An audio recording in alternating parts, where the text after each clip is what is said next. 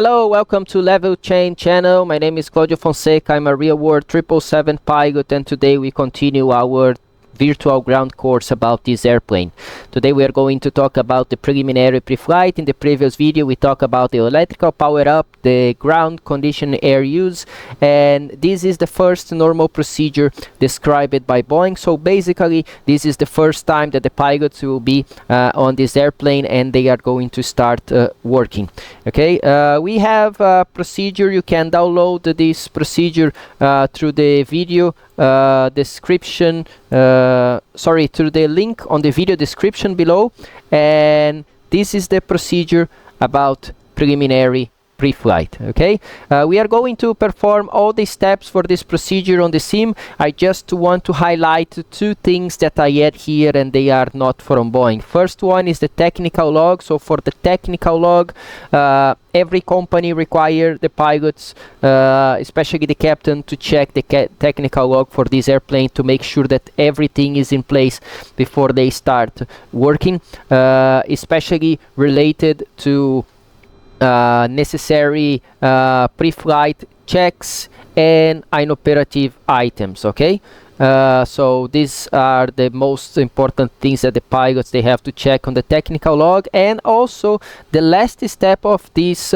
procedure is the passenger address system check, which is basically the system that allowed the pilots to give announcements to the cabin, and this is something that all the companies they check as well before the pilots boarding, because if something happens they need to know that this system is working, and they can deliver messages to the cabin crew and to the pilots to evacuate or to disembark the airplane if needed. Okay, so these two items, they are not described in the standard Boeing procedures, but we are going to perform them anyway. Okay, so let's go back to our sim, and I'm going to use the robot voice, as you know.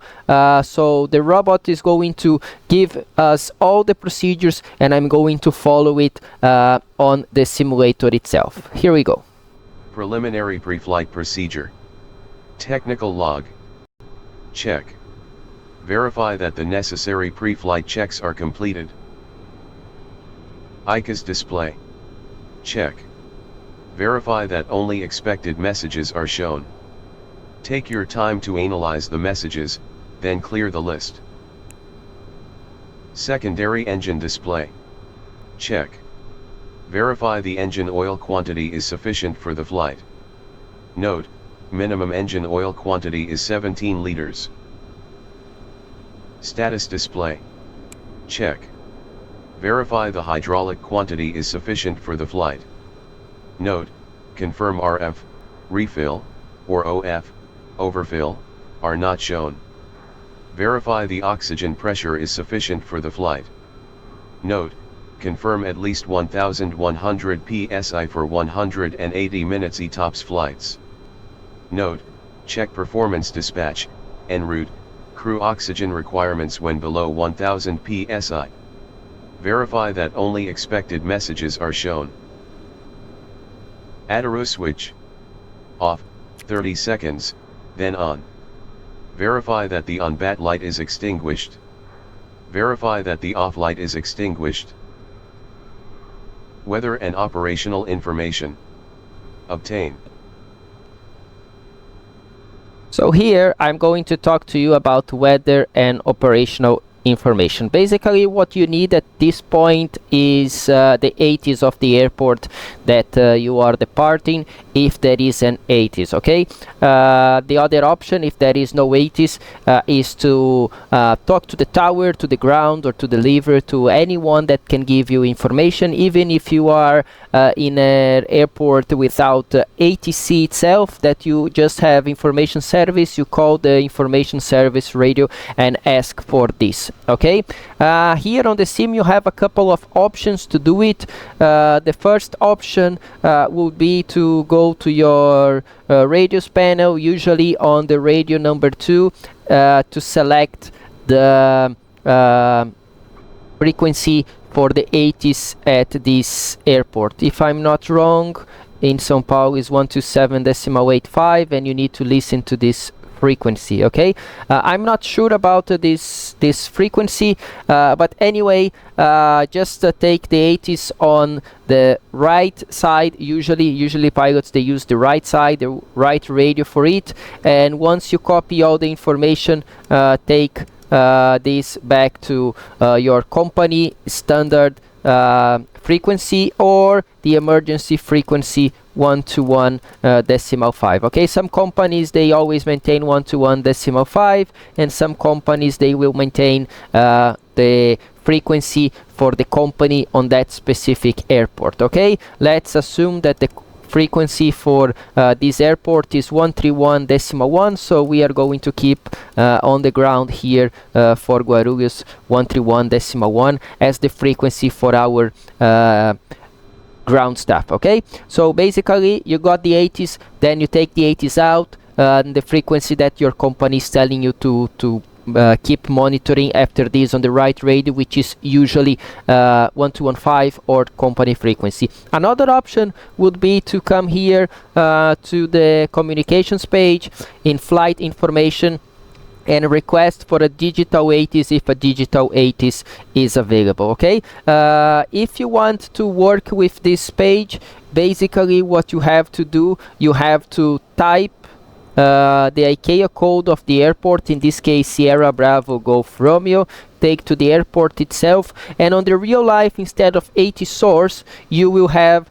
options like departure 80s, arrival 80s, or en route information. Okay, so you also have to choose one of the options. In this case, we can select, for example, PMDG, and we can get when we send the information about this airport. Okay, so this is another option. So you have your VHF 1 if you need to talk to the tower or any other ATC available or radio in that airport. Okay, you have the VHF right to use a specific 80s frequency if that's the case, and the third option is the digital 80s. Okay, most of the companies would like you to use the VHF 80s if it's available, because that's the information that you need and it doesn't cost anything.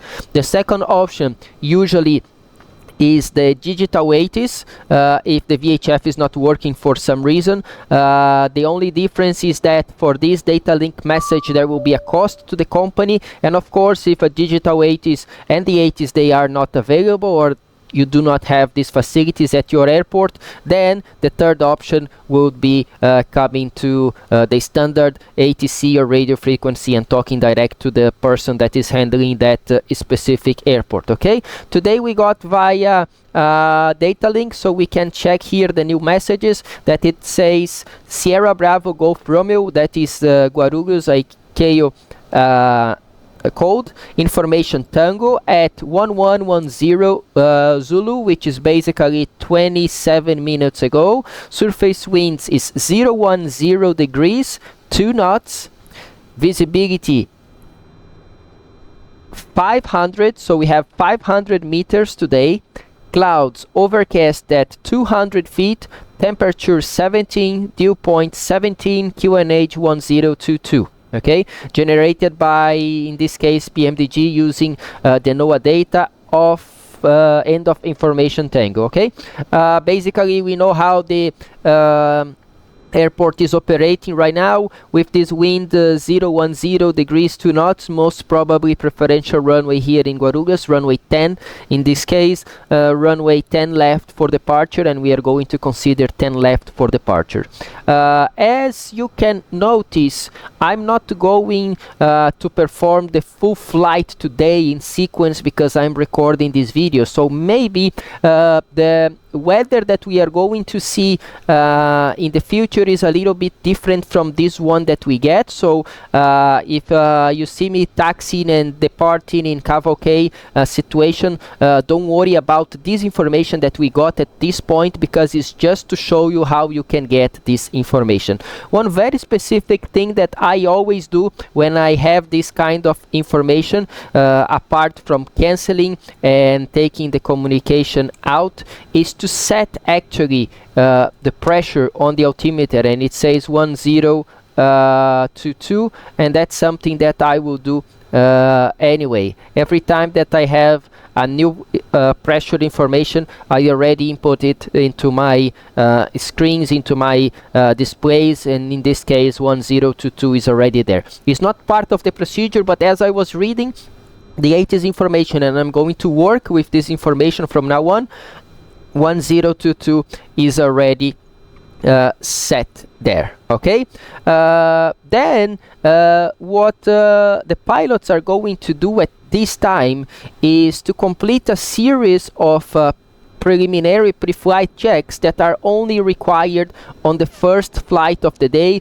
or if maintenance needs to work on the airplane, or if you are changing airplanes. Okay, so anytime a new set of crew is going to an airplane, or maintenance work on the airplane between two flights, you have to do a couple of extra checks to make sure that everything is in place. Okay, usually at this time the pilot gets out of the chair, okay, is going to come to usually the center of the airplane here, and is going to start performing this procedure that you are going to listen right now. Do the remaining actions on the first flight of the day, after crew change or after maintenance actions. Aircraft documents. Check. Flight deck access system switch. Guard closed. Emergency equipment. Check. Okay, so basically the pilot now at this point is going to see if all the documents that are supposed to be on board, they are on board, like these documents that we have here. Some companies, they keep a couple of documents here on the right side. Usually we have also a QRH at this storage. On the other side also, usually we have QRH at this storage. So the pilots, they are going to make this check. Okay, another thing that the pilots do, or they should do at this time, is to check that the system to keep the door closed is working. Okay, so the entire system is electrically controlled, and we have to check the system. And basically once you check the system and you take a guard that stays usually around here to the closed position, you need to keep that way. Okay, you need to keep it as it is in the guard position, and then you need to be opening and closing the door if people they want to come. Okay, one thing, you can keep the guard closed, it doesn't mean that you need to keep the door closed itself. What is important for the test, if you are doing the test on the real airplane, is the guard closed. Okay, if you are going to keep the door closed or the door open, is up to you. Okay, next step, it was the emergency equipment. PMDG here give us a list of emergency equipment for this airplane, and you can even follow these to check the emergency equipments. Okay, starting from the left side of the door here, where you have your protective breathing equipment, then you move to the crash axle, then you go to the halon fire extinguisher, then you go back to the at the back of the captain seat, you will find two crew life vest. Then on the left side you have a full face mask. Then you go all the way to the other side to check the full face mask for the first officer. Also back of the first officer seats, another two crew life vest. Then all the way back to the full face mask for the first observer. Then on top of it you have the emergency locator transmitter, and then on the right side the full face mask. Of course the emergency equipment, they vary company by company. I'm going to show you the PMDG ones. Okay, so to show you the first one, I need to close the door, and here we have the smoke hood, or the protective breathing equipment is inside here. Okay, actually I'm sorry, this is the protective breathing equipment, okay, PBE. This is the protective breathing equipment. It is here. Here you just have the smoke hood inside. I don't even know if there is a smoke hood inside on this one, but anyway, it's not part of the list for the PMDG airplane. So here you will find the protective breathing equipment right here. Then you have your crash axle, fire extinguisher, and then here on this pouch you have the life vests. Okay, on the other side, on the left side still you have the oxygen mask. Then as you move all the way to the right side, oxygen mask, also life vest, 2 life vests on each one. And then you move here, you have another oxygen mask for the guy that is seated here on the center observer. On top of it you have your ELT, emergency locate and transmitter, and then on the left the oxygen mask for the second observer. Okay, and that's it. That's what you get as emergency equipment.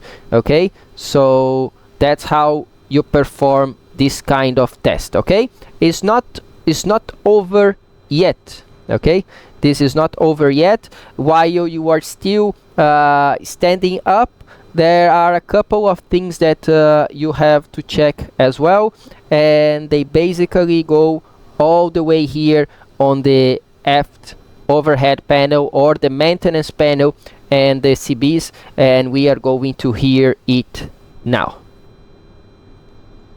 Overhead maintenance panel. Guards closed. Verify that all lights are extinguished. Cargo temperature selectors. As needed. Note, if temperature sensitive cargo is loaded, adjust as required. If none, select low. Circuit breakers. Check. Parking brake. As needed. Set the parking brake to check the brake wear indicators during the exterior inspection. If the parking brake is set, verify that the memo parking brake set message is shown. Passenger address system. Check. Okay, so I'm going to do the last 2 steps here with you again. The first step is the parking brake. So we need to set full brakes and then use the parking brake lever. I'm not sure why the parking brake lever is not working. Okay, I'm going to stop the video for a while and I'm going to come back as soon as I fix this glitch. Okay, I'm back with the parking brake set, and as you can see there is a message there, parking brake set. What I did in this case was to turn on the right electrical demand pump to get normal brakes pressure, to have the brakes pressurized, and then the system allowed me to set the parking brake. In the real airplane, maybe you are not going to see the parking brake message set. That means the parking brake was not set, but to keep the parking brake trigger here in set, it will be possible. Okay, so if this happened to you, it's because maybe you do not have enough pressure to keep the parking brake pressurized and to keep the airplane stationary. Okay, so you need to have some pressure here on the brake accumulator to do it. If you rewind the video, you're going to see that I was in the yellow band. It was actually in the yellow band because I stay a long time recording the first videos and preparing and everything. Usually in normal situations you do not have this kind of issues, and this is something that maybe the maintenance guys, they will work on before releasing the airplane to the pilots if you have low pressure. Okay, so to save or to configure or to restate the pressure for the system, you need basically the right hydraulic system. I'm going to show you now the hydraulic page, and as you can see, the normal brakes, they come from the right hydraulic system. Okay, and to pressurize the right hydraulic system, you need acknowledge from the maintenance, and then you can just to take your demand right electrical demand pump to auto or to on. It doesn't matter, auto or on, in both cases they will be the same at this situation, and you are pressurizing the right hydraulic system. Okay, the other option will be through your right engine, as the engines they are shut down right now. That pump is not going to work even though the pump is on. Okay, so you need your demand pump, which is electric one, is using at this stage power from the external ground power. So with the right hydraulic electrical demand pump on, you notice that the fault light extinguishes and the system is now pressurized. As you can see here, the system is pressurized through the demand pump, and you can see almost 3000 psi on this system. And then if you go all the way to the left here, you are going to see that you have the same indication, the same pressure on the brake accumulator. Okay, so if something happens with your parking brake, make sure that you have especially here on the sim, brake accumulator pressure. Okay, on the real airplane, in transit flights, in normal flights with maintenance working on this airplane, you are not going to see the brake accumulator going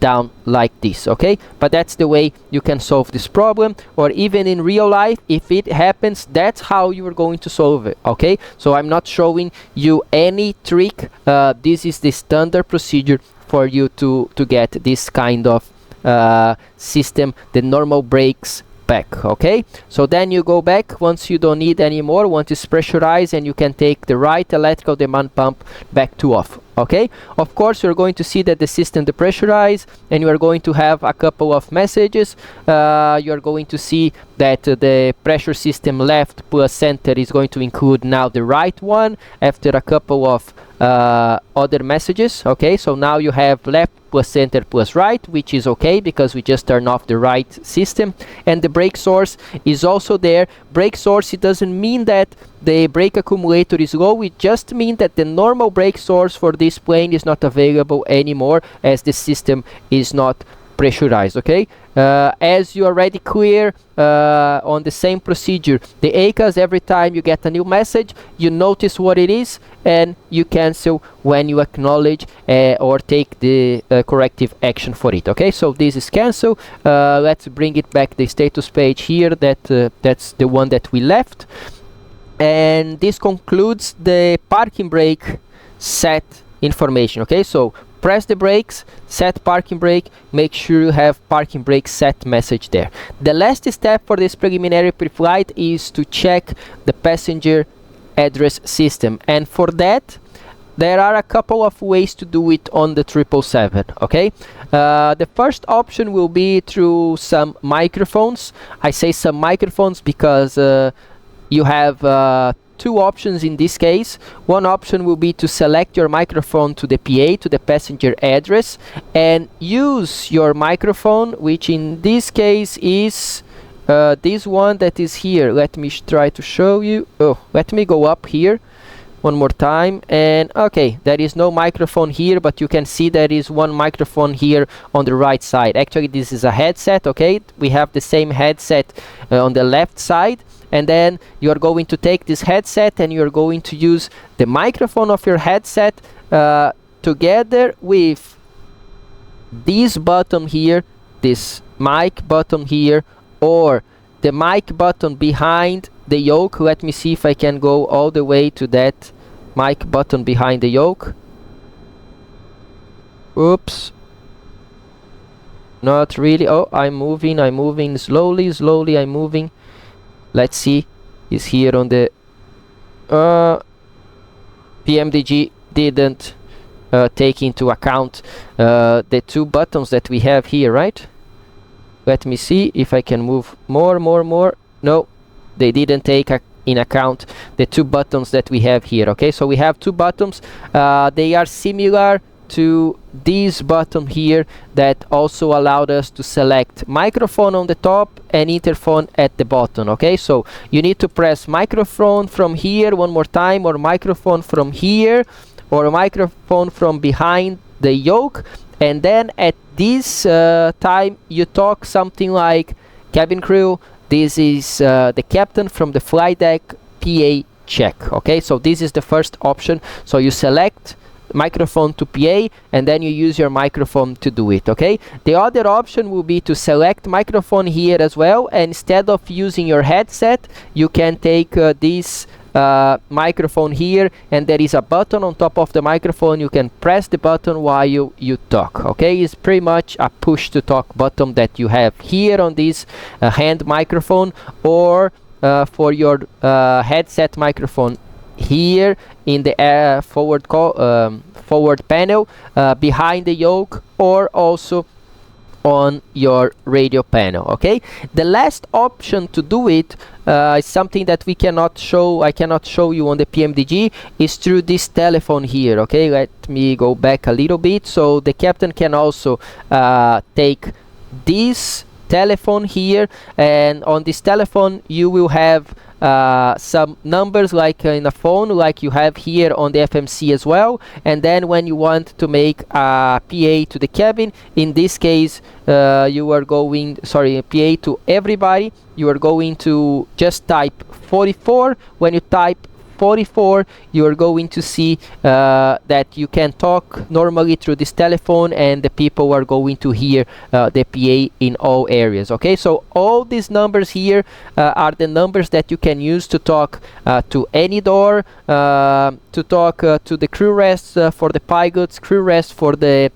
flight attendants, and also to make PA to the cabin, to the forward part, to the main part, to all, or as a priority. And you can also call ground, and you can send an alert message to the cabin crew that is going also to call the first left one door. Okay, in the real airplane, if you have this, every time that you are actually transmitting something on the PA, on the real airplane here in the cabin interphone, you are going to see PA in use. Okay, this does not happen here. Okay, the other option will be for you to take the phone from here, and instead of dialing the code, just coming here to the cabin interphone and selecting. In this case, you can select PA all. Okay, so as you can notice, it's the same number there, 44. Okay, and then it's going to show this PA in use. Okay, have in mind that this PA in use, okay, also shows when you are using your hand or your headphone microphone. Every time you are in PA and transmitting, you will see PA in use. Okay, this actually also shows when anyone, even the cabin crew, they are transmitting something to the pilots in the PA system. Okay, so it doesn't mean that it's the pilot itself. That's why we do not trust only in this one, and we trust in somebody coming to the cockpit and telling us that they actually heard us for this PA check. Okay, of course, if the door is also open, you can hear yourself from the cockpit as a pilot, but you want to make sure that the message was listened in the entire airplane. That's why it's better to get this confirmation from a cabin crew. Okay, so one more time, if I come here, PAO is going to do, you have option for the doors and for the PA. Okay, and in this case I will try PAO from this menu. You will see that is 44 PAO, and when it's used, you are going to see here PA in use. Okay, anytime you want to cancel this one, to stop your PA, you have a button on the telephone. You can just release your microphone, or you can come here and also take end call. Is going to end the PA, the passenger address system message that you were sending to the cabin. Okay, so this is our preliminary pre-flight procedure. Okay, I hope you like this kind of video. Of course, I'm going to bring all the procedures that I showed you on the second introduction video. If you are liking, if you enjoyed this video, please give us the thumbs up, share this video with your friends, and consider becoming a member of this channel for more benefits and to keep the channel growing. Okay, thank you so much, and I'm going to see you next time with the EFP initial performance and dispatch papers. Bye bye.